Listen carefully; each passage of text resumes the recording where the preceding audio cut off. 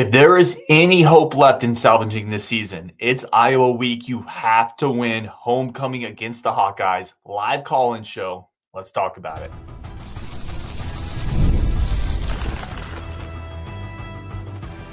You are Locked On Badgers, your daily podcast on the Wisconsin Badgers. Part of the Locked On Podcast Network, your team every day. What is going on, Badger fans? Welcome to Locked On Badgers, your team every single day, part of the Locked On Podcast Network. Thank you for being here. Thank you for being an everydayer. I'm your host, Ryan Herrings. Today's episode brought to you by Gametime. Download the Gametime app, create an account, use code LOCKEDONCollege for $20 off your first purchase. Live call-in show. So if anybody wants to call in, Brett, Chris, you're already in the queue. Mark, you were in there. Something happened. If you dropped out, come back in. If anybody wants to dial in and give your post-Michigan thoughts, your pre-Iowa thoughts, maybe some basketball thoughts, whatever you want to do, feel free to dial in. If not, I got a bunch of questions to answer as well. Let's start with Brett. Obviously, good friend of the show. My God. Post-Michigan, how are we feeling? I kind of have a process I go through with these losses. It's not a 24-hour rule. I give myself, 48 hours to be negative and be a negative Nancy and say all the things that get off my chest, and then I just kind of push forward. And I don't like being negative for that long. It's a cancer. It's just not a lot of fun. So I'm just gonna try and bring the good vibes. The Michigan game is what we expected, right? Like on a positive side, like. It was 24-10. We were third string quarterback in the big house with Heinzen at center, Kanonko at right guard. Rico Holman still at the corner. It is. Like I would say through 40 minutes of that game, I was pleasantly surprised. I guess the bar is that low. It's kind of depressing when you think about it, but we asked for a functional looking team. That's what we got. Like they didn't give up. That game was winnable at a certain point. Like it just, when you're playing a team that has at every single position is better than you need things to go your way. And they made some really good, like really nice plays. Like Underwood's really good. He made some big boy throws, and they made some really great catches. And they had the refs had a couple calls that probably shouldn't have gone the way that they did against us, but that's football, man. So I think for 40 minutes, I was okay. What happened is what I expected to happen. The last 10 minutes with the timeouts kind of put a damper on it. I felt like I think if all of us would have just taken that part out of it, I think we'd be, pleased, or at least we were kind of felt good about where it ended. That was like when I actually kind of missed the last 10 minutes because I was watching the Brewer game, and then I heard I was seeing everybody kind of lose their mind. I was like, okay, how big of a deal was this? So I went back and watched the 10 minutes, and I was like, okay, yeah, I would have called some timeouts there and trying, because it's a 2-score game. Like we saw yesterday in NFL, like anything can happen at any given time, and I feel like he just didn't give us the best chance to do that. I think somebody put he doesn't care. I don't think it's a care thing. I think you pointed out too. I don't think it's a care thing. I think maybe it's just one of his weak spots that if he's going to be self-reflective, be self-aware, that's probably a spot where he can get better as a coach. Yeah, I don't think it's a care thing. I don't think you get to the point you are coaching at Wisconsin, being successful at Cincinnati, a former wrestler. I just can't square that he doesn't care. It felt like. And I'm curious what you think on this. It felt like he just got caught in the moment and kind of froze. I don't have a better example. It's almost like he just had a brain lock for a second. And I don't know if that's better or worse than not caring. Yeah, to be honest. That's fair. It's almost like he forgot that it was only 2 scores. Like he was like, "Oh man, it's got to be like a 4-score game, right?" And you look up, like, "No, dude, we're down 14 with over 2 minutes to go. Like this could go. I mean, it's probably not going to go our way, but." It could. We've seen things happen, way different than that. So, I think maybe he just kind of pulled the plug a little too early and didn't realize this was actually a game. How about this one from Chris? And I actually want to pivot this question from Chris, who asks, will we win another game this year into Iowa this weekend? And then Chris, you're next up in the queue. And again, Mark, you were in here, then you dropped out. Mark, if you want to jump back in. And anybody else that wants to jump in, I will drop the link for the show if you want to call in, or if you want to just chat. Either is fine. Chris says, will we win another game this year? Question mark. What do you think, Brett? Yeah, I think we're beating Iowa. Yeah. You don't circle this game for a year, 42, 40, like we're beating Iowa. All right. If not, if it looks bad, I think that gives us everything we need to know about this team and about this program. But I feel like we're going to see a bunch of psychos on the field on Saturday. That's what we hope to see. That's what we should see, and that's what I think we're going to see. If they just did what they do against Iowa or against Michigan, against Iowa, that's a winning game plan. Like that's a game plan you put together against this type of football team to win. At least not get blown out. They're not going to get blown out. Like they're going to stop the run, and Iowa's not going to throw the ball all over the place. I think we're going to beat Iowa. I mean, it's probably going to be 17-13, 17-15, 19-6. Like it's not going to be I would say hammer the under to all the guys, everybody out there. Except the under is probably like 38.5. Yeah, I think it's probably. Yeah, I think someone said 37.5 in the Discord, which that probably feels like hammer the under there. But yeah, we're gonna beat Iowa. We can still beat Minnesota. Washington, I'm not like their quarterback scares me. He's a dude. He's a tiny dude, but he's a dude. Yeah. Washington has 3 really good offensive players. They got a really good running back, really good receiver, really good quarterback. I think your only hope with Washington is they're traveling across the country, having to play maybe a little early. To answer Chris' questions, I agree with you. Like we're going to win another game. We're probably going to win a couple more games. I know people don't want to hear that. It's hard to finish the entire year losing every game in college football. That's just not how the sport works. Better teams lose all the time to worse teams and vice versa. We're going to trip somebody up. We are going to win another game. Will we win 2 or 3? This is how sad this conversation's getting. I don't know if we'll win 2 or 3 more. We're not going to finish 2-10. I would be stunned if we finish 2-10. What is your record prediction right now? 4 wins. Okay. Oh man. And then what? And then are you done? Like if we go 4-8, so it'd be 4-8 after 5-7 last year, big picture, and then we'll get Chris in here. Where are you at if we finish 4-8 this season? I don't know. I feel like it's a weird spot to be in, because I feel like if it's not Fick, I mean, I don't think Fick's gonna. I think he lasts the end of the year. I think if we don't win the 4 games, I think he's gone. I think if we hit the 4, I feel like depending on how those 2 games look and how they look in those losses, I think he could get another year just because they don't want to start over from scratch. And that's kind of like McIntosh waving a white flag saying, yeah, I messed up. I don't know. I'm kind of out on him, but I don't want to be out on him just because it's a lot of losing to put up with. And we only get so many games, and I like watching good football, and it's just not been something we as Badger fans, we've been, treated to over the last 3 years. Give me the Brewers prediction tonight. Oh, we're winning. We win. Let's go. Again, I'm not a Brewers fan, but most of my friends that follow baseball are Brewers fans, so I'm all in on whatever makes the community happiest at this point. So let's go Brewers. Take care of business tonight. Brad, dude, always grateful for you, man. Chris, you're up next. We're going to take a quick break. We'll come in with Chris. If anybody else wants to dial in, please feel free to dial in as well. Brett, we will definitely probably talk this weekend. Yeah, we'll see. I'll see you Friday. Heck yeah, let's do it. All right, that is a great Brett. We're going to take a quick second. Chris, you're up next. And again, we had a couple people pop in and out of the call-in queue. If you're there and you want to call back in, I will put the call-in link back in here if you would like to do that. If you want to just drop questions in the chat, that is perfectly cool as well. We're going to come back with Chris next after the break. But first, a quick second for our friends of the show over at Prize Picks. Prize Picks is really the simplest and the easiest way to play daily fantasy. On Prize Picks, all you have to do to get paid is to make your right decision. We make decisions all the time. But on Prize Picks, you're going to get rewarded for making the right ones. Playing Prize Picks is such a fun, simple way to add more excitement to football. You just pick more or less on player projections, like more on Josh Allen's passing yards or less on Saquon Barkley's rushing touchdowns. That's all you have to do. And then you're in the game. And if your picks hit, you win on more than 2 to 6 player projections. That's all you have to do. It's not, some fantasy formats are exhausting. It's a lot of work. Prize Picks is not that. It's quick. It's simple. You make your lineup in under a minute. It's also fun to follow the players in the app and copy their lineups with one click.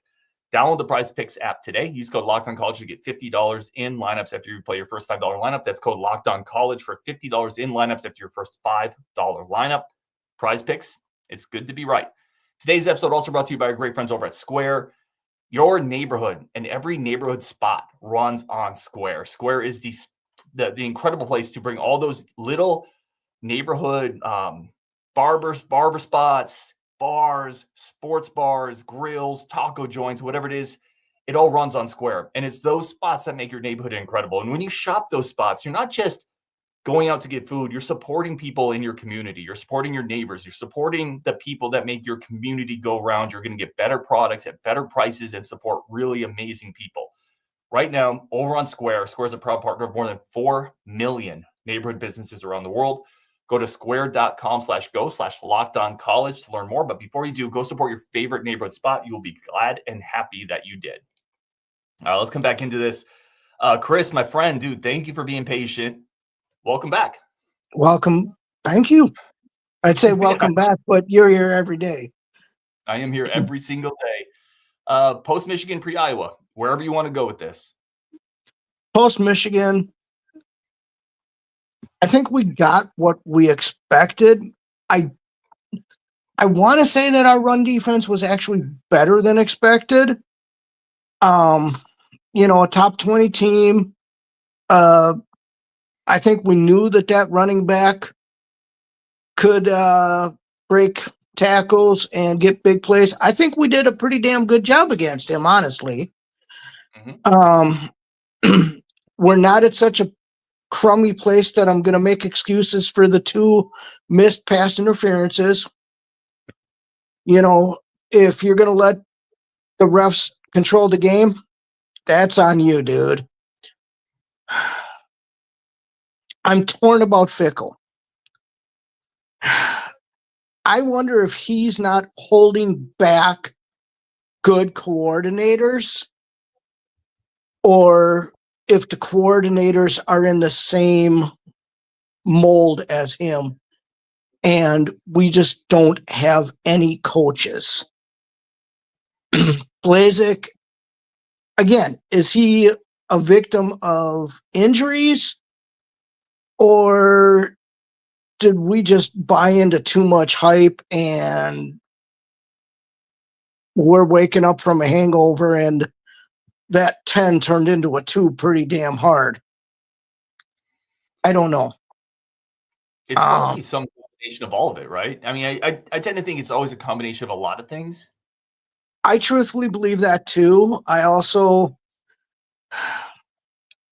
feel like crap for guys like Preston Zachman and especially Aaron Witt. I mean, that guy came in here with Paul Christ and Jimmy Leonard, and let's just say that every Wisconsin kid and some of us old farts always dreamed about playing defense for.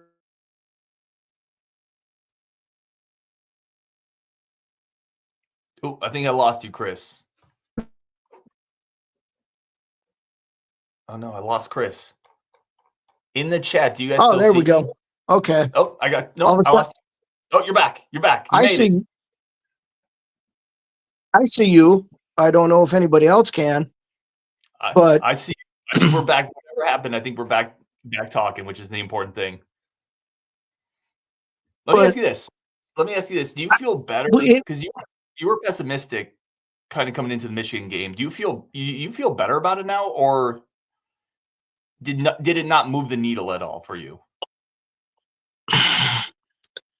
I'd like to say it tipped the needle a little bit, but Fickell's track record of fading hard and fast is just, I'm not going to move the needle. He is going to have to come in here and move it himself. Him and McIntosh have run out of forgiveness. Okay, I understand Barry wanting to add to his legacy. McIntosh has got to show some leadership. Like you said, national championships hockey, not his. Basketball, consistently top half, always competitive, not his. Women's volleyball, national champs, not his.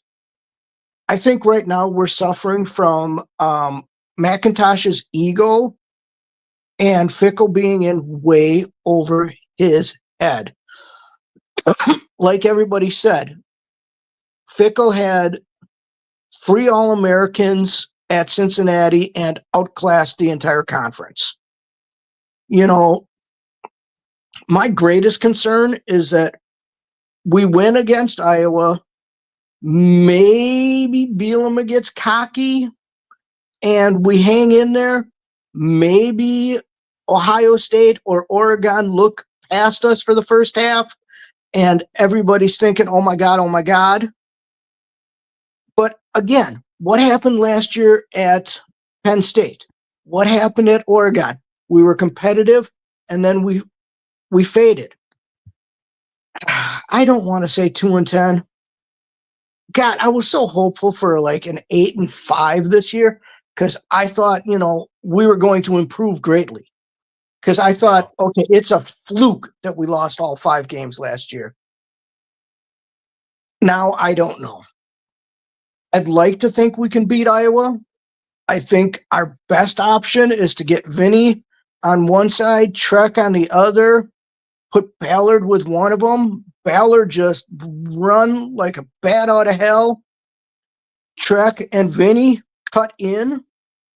Let's see if we can do some, you know, quick 3-step drop, hammer the ends, maybe get the tight end a couple of, you know, the old-fashioned, hey, diddle, diddle, wide down the middle, you know, and maybe see if Ballard then can bust one open. But, dude, I don't hate our quarterback enough to have him drop back 7 and stand there for 3 seconds.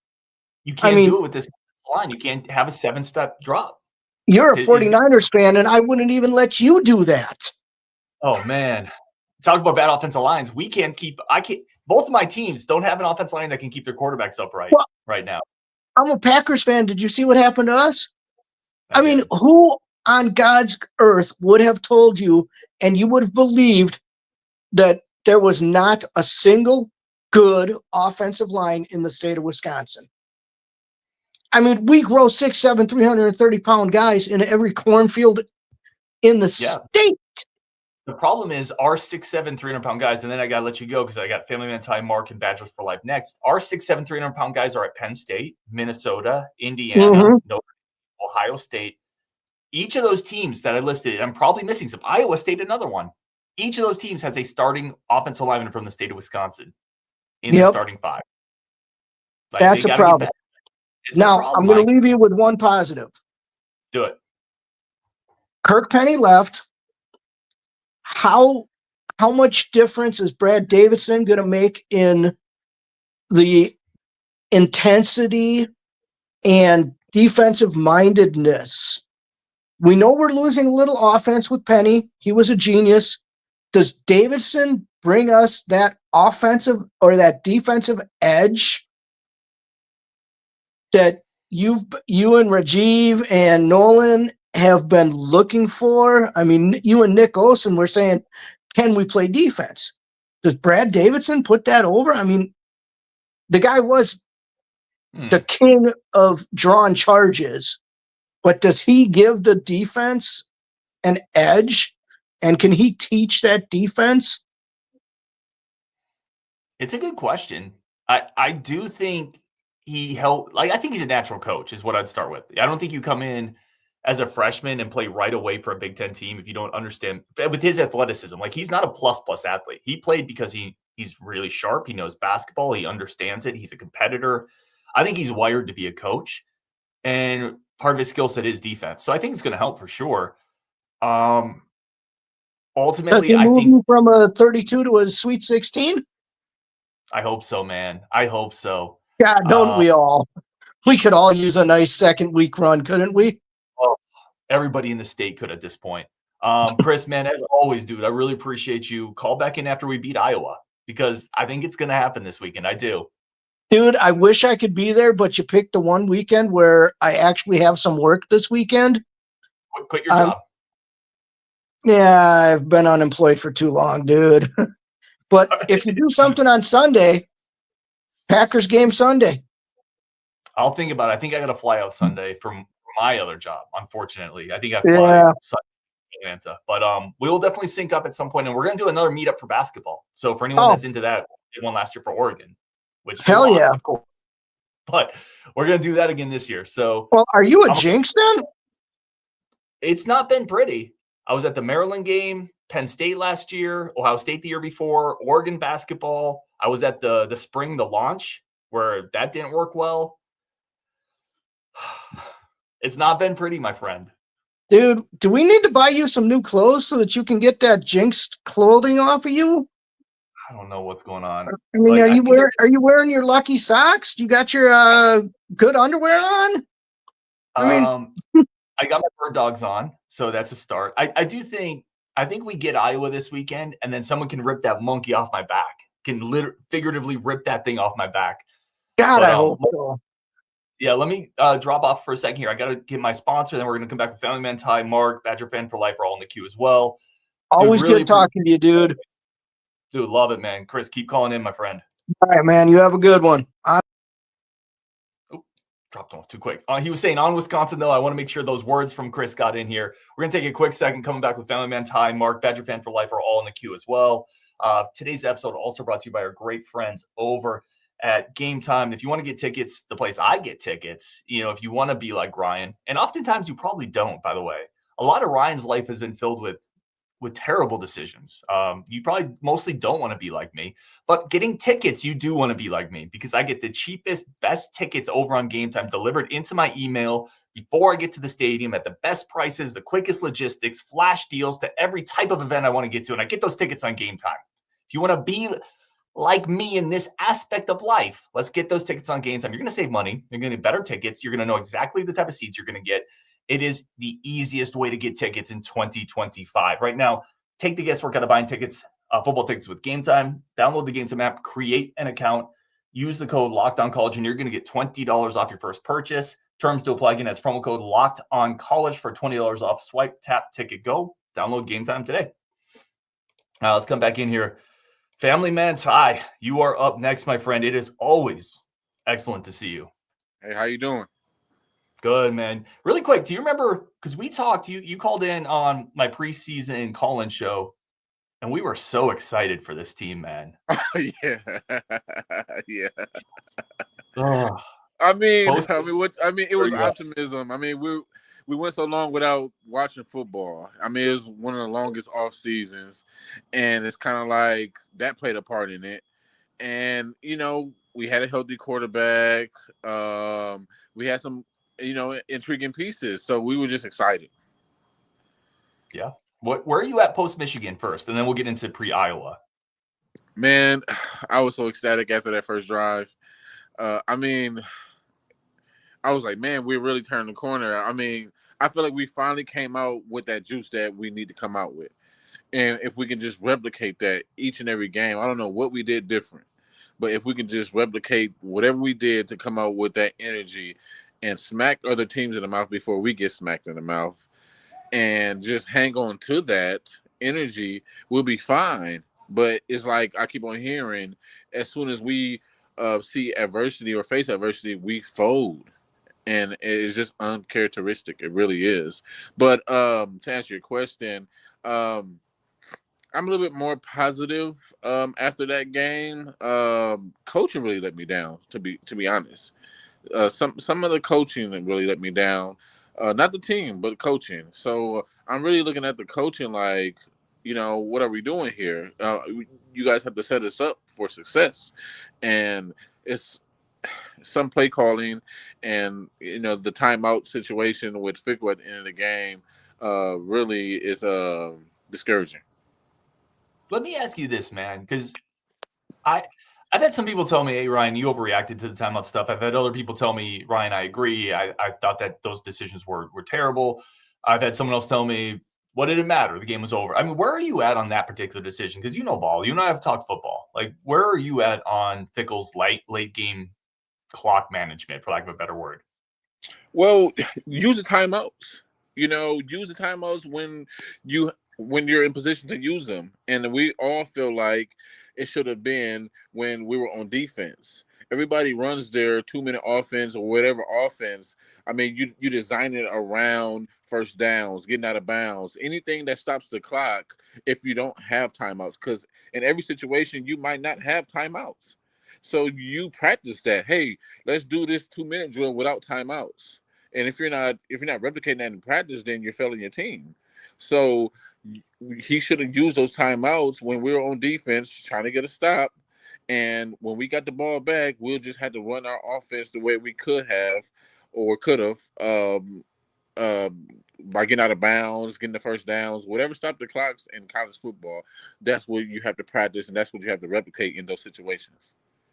You know what's the crazy thing too, man? If he had called those timeouts at the end, and regardless of what else happened, right? If he had just called those timeouts, what would we be talking about right now? We'd be talking about, the run defense showed up. They started fast. Like this team was. Instead, we're talking about this. That's what kills me, right? Yeah, because I was good.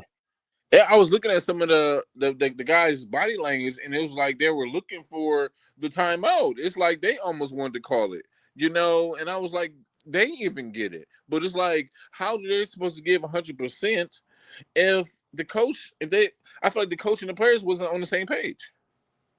Yeah, I think it's very fair, man. Let's talk Iowa. Do we beat Iowa? What are your thoughts for the Iowa game? I think we take care of Iowa. I mean, I just have to go all the way. I feel like we take care of Iowa. Their quarterback is coming in hobble. We're not even sure if he's going to play. I think we're better almost at every position. I know Iowa is solid. I know they're going to come in and they're not going to roll over. We always play them close. There's always close games. Last year was an anomaly, if I'm telling the truth, But I think we had to take care of them. We had to take care of them. Get us ready for to face the number 1 and number 2 team back to back weeks. I think it's going to be brutal, man. Like, by the way, that's why you have to beat Iowa. This whole season hinges right now on Iowa. And I don't know if you can save the season, but if you do, you spent the whole offseason talking about how Iowa bullied you. We do 42 push-ups in practice. If they don't come out and take care of business at Iowa, and then you got Ohio State and Oregon, this could get super ugly, man, like uglier. And I don't want to be here for it. They got to beat Iowa. Yeah, we got to. I mean, there's nothing really there there's nothing really there telling me that we should lose this game. I mean, if we can come out with that effort that we played Michigan on the road in the big house, come out and smack them in the mouth, I feel like we kind of took our foot off the gas a little bit, and if we can just keep our foot on the gas, work on the things that's working, running Dylan Jones to the left, the right side of the line has to get their stuff together. But if the left side is working, that's working until it don't work no more. I mean, what else do we have to lose? I think it's well said, man. Give me a quick score prediction for Iowa. I want to get Badger for life and Mark in here. And as always, thank you for calling in, my friend. Yes, sir. 21-10 Badgers. Let's go. Dude, I love Family Man Tie. We need optimism. All right, man. After we beat Iowa next week, call back in. Let's chat some more. Yes, sir. I got you. Mark, I think you were up next. Badger fan for life. You're in there as well. Thank you guys for being patient. Mark, man, good to see you again as well. I got some multi-repeat callers here, which is always amazing and awesome. Where are you at right now with this team? I think you're muted, buddy. I still got nothing. Here, I'm going to just put you back in the queue. I'm going to bring Badger for life. Oh, no, you're good now. We made it. Sorry. No worries. No, dude, no worries at all. Where are you at right now post-Michigan, pre-Iowa? I was so mad about them switching QBs. Oh, talk about it. Yeah, tell me. Take me through your thought process on that. Why? Because I agree with you. Like, why are we doing this? Like, we didn't have an identity before. Why are we switching it now? Dude, you know what killed me is I can understand the game script a little bit. Honestly, I can. But after Simmons had that first drive, like, don't take out the hot hand, man. Like, what do we do? That's the best we looked all year. I was wondering who's doing the QB evaluations. Well, so I'm guessing it's a combination of obviously Kenny Guyton is the new quarterback's coach this year, and I'm sure Grimes has a heavy say in that as the offensive coordinator. Like, I can kind of squint and see I can definitely squint and see the idea behind it. Let's bring in a mobile guy. We have a package, and we've scripted this. But I think you throw that out the window when you have the best drive of your season.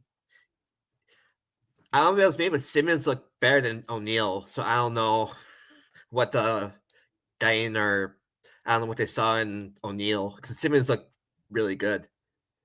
Yeah, I thought he spun the ball well. He definitely has zip. He gets rid of it a little quicker. I will caution Simmons had a couple passes that could have been picked. There were a couple plays there that were a little dicey, but I'm going to have a lot of grace for a guy who's a third string quarterback playing on the road against a Michigan defense without a great offensive line. I thought he looked really good given those circumstances, man. Right. Where are you at for Iowa? Do you think we trip up Iowa here? If we keep going with the 2 QBs, I don't think so. I mean, it's winnable, but I don't think we beat them if we keep going with the 2 QBs. Do you think we'll see both of them this week? Well, I don't know why they win. I don't know why they won it, because I don't know if you saw the press conference saying that Fickle said that they keep going with 2 QBs last week. Yeah, I did see the presser. I mean, some of that is just coach talk. Like Fickle's a coach talk extraordinaire, where sometimes he says a lot without saying much. I did like the quote he said. He said, Simmons, we're going to put more on his plate now. I like that. Let's expand the playbook with him. But dude, I'm also going to lose my mind if Simmons is playing really well and they put Daniel O'Neal in the middle of it. I'm just glad we don't have Longo anymore. Yeah. Any last thoughts? Iowa score prediction.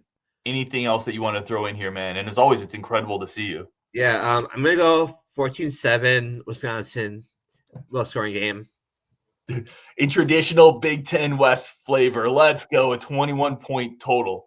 Are you going to be at the game, or what are your Saturday watching plans? I'm actually going with my dad to a different game, so I'll be keeping tabs. Okay, right. What game are you going to? Notre Dame, USC. Oh, that's the amazing game. Cool, man. Well, after we beat Iowa, call back in and let's talk about it. All right. All right. Thank you, brother. Badger fan for life, man. Welcome back. What is going on? Good. How are you?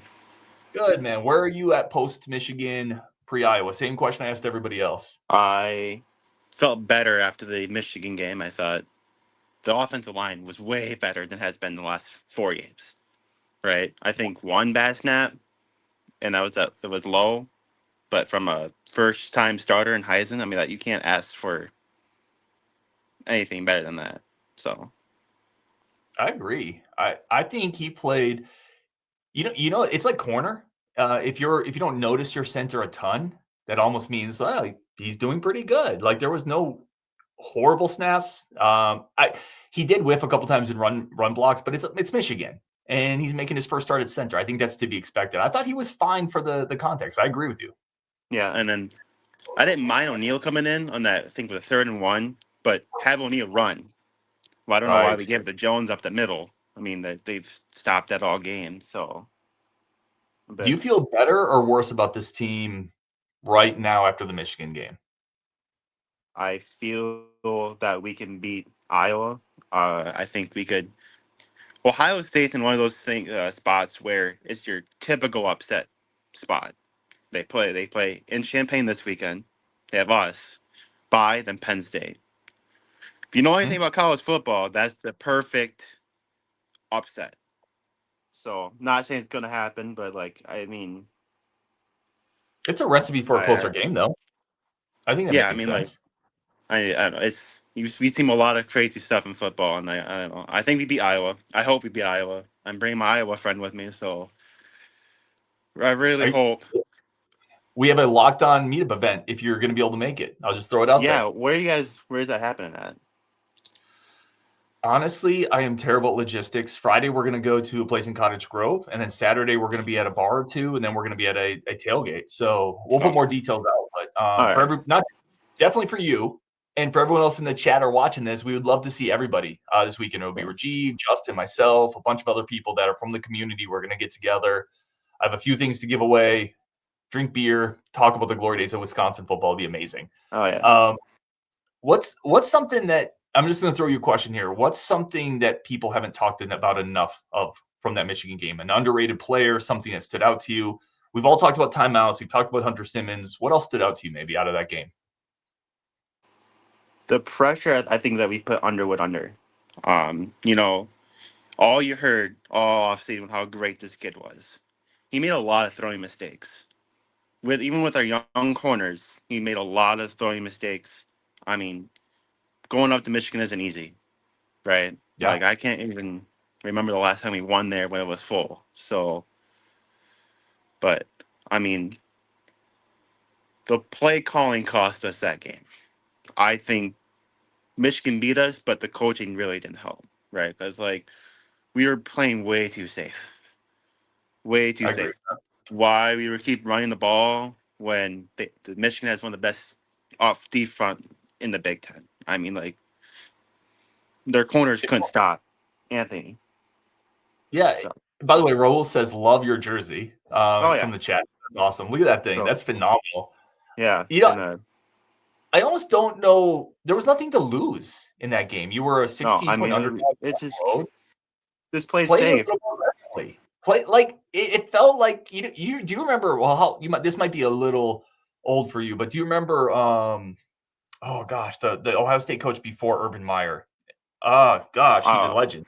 Well, Fickle was the intern before. Before people, If I know who you're talking about, yeah, I know who exactly you're talking about. He coached the 2010 upset team. Yeah. Yeah, like he was an incredible coach. But the one thing he would always do, and I mean, someone's gonna put in the chat room and be like, obviously, I can picture his head, his face, not his head. That's a weird thing. But what I was gonna say is he always played really safe. He always played. Yeah. He would play really conservative, and he could because he had so much talent. But we're not in that spot. You're on the road. You're a big underdog. You have your third string quarterback. Take some shots, man. Like take a couple shots. And it felt like that was so never confusing. there. It was so confusing. Anyway, the Saturday made it better watching Minnesota get blown out by Ohio State, and then finding out a few hours later that their hockey team lost to Michigan Tech in Minneapolis. Like that. Oh, we lost. Oh well, Minnesota had a terrible day. I'll take that. Yeah, it helps for sure. It helps seeing that, and it helps seeing Penn State lose as well to UCLA. Will Hanna, it is not Earl Bruce. Will Hanna's going way too far back. Thank you, Tressel. Thank you, Scott. Yeah, my Tressel. That's like, but not I think Earl. You played way too safe. Jim Tressel. Yeah, Patrick. Thank you, Jim. We played way too safe versus Michigan. I agree. Like your offensive. How many sacks did we give up? One, maybe. Maybe only one. I mean, there were several pressures where we got hit. It was I mean, you look what we did versus the Maryland game, where poor Danny just got the ball and instantly was on the ground. Yeah. So like, well, I don't know why just not try slinging. We have nothing to lose. Like, well, and I think it goes both ways, right? Like, it's offensively take a couple more shots. I love the point you're bringing up. Offensively take a couple more shots. Defensively blitz a little bit more at times, and then before the half, try to score. Like, use a timeout to try to score. It just felt like overall way too conservative. I mean, I kind of understand not timeouts in the end because we're down 2 drives. You're hoping your defense can get a stop, so you can use them if you don't get on. But when you knew you weren't going to get that stop, you should have called a timeout. I agree. But like, I understood why he wasn't using them. Like, well, we're down 2 drives, got to get a stop. You want to try at least as much timeouts as possible. Give me Steve Kneebone gives us his Iowa score prediction: Wisconsin 3, Iowa 2. Give me your Iowa score prediction, and that's a good way to roll out of the show. I've been to so many Iowa Wisconsin games, I don't even know anymore. I'm gonna say it's probably gonna be like 25-20 or something. It's gonna be one of those. Okay. Whoever makes the least amount of mistakes. Okay. I love it. Oh, I think we just lost him. Yeah, your camera cut out, but I appreciate you calling in, man. Please do it again. Thank you, everybody, for tuning in. Thank you for being part of this community. I hope to see everybody this weekend. If you're around, we're going to have a hell of a time. So if you are around, come hang out. Me, Rajiv, Justin, other people from the community. I think Zach is going to be there. Maybe JB, maybe a wild JB is going to show up. There's some other people coming in as well. It's going to be a ton of fun. So come hang out with us. Beat Iowa. Thank you for tuning into the live call-in show. Thank you for everybody who called in. And next time, if you didn't call in this time and you want to next time, please do it. Let me know what time works best for these as well. I mean, I feel like I haven't found the sweet spot for the call-in times. So let me know what times work best to get the most engagement. Mike Cunningham says 21-10 Iowa. Oh, we can't We can't end on that. Bo Dragon says, watch for me. Gosh, that feels like a threat. No, I'm kidding. I know it's not. Dude, if you're there, Bo, come say hi. Scott says 17-10 Iowa. There we go. We can end on this one. Gray Man says Badgers 21, Iowa 17. Let's friggin' go. Andrew also says, how do you join the queue? For next time we do this show, Andrew, absolutely hit this. It'll look like a link like this in the chat. Okay, let's wrap it there. On Wisconsin, Bo Dragon says, I think Badgers win. Good place to call it. Raul says Wisconsin 60, Iowa 3. Let's go. On Wisconsin, we will definitely talk again later.